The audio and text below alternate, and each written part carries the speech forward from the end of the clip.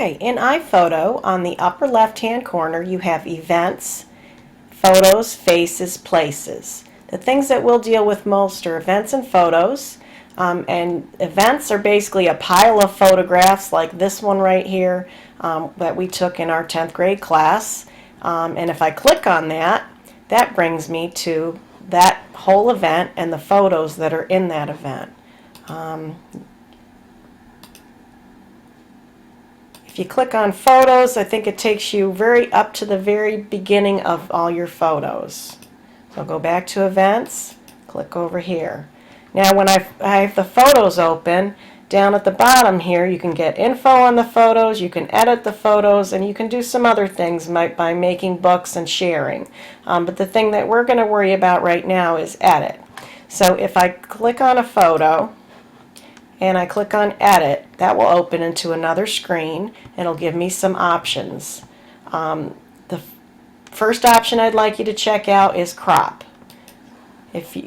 When you click Crop, a box will open up on the screen, and you can constrain that box, which is where you maintain the proportions of it that are the same all the time, or you can unclick Constrain and you can move it to any proportions that you want.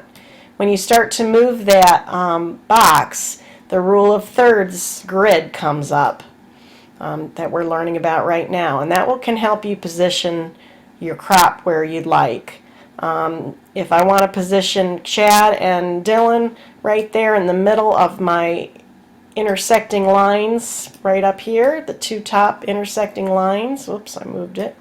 I would move that there, and then I would hit Done to crop the picture. Okay, simple as that. You can also rotate a picture. You can enhance your picture, which if you click it, it just enhances it automatically. You can experiment with fixing the red eye.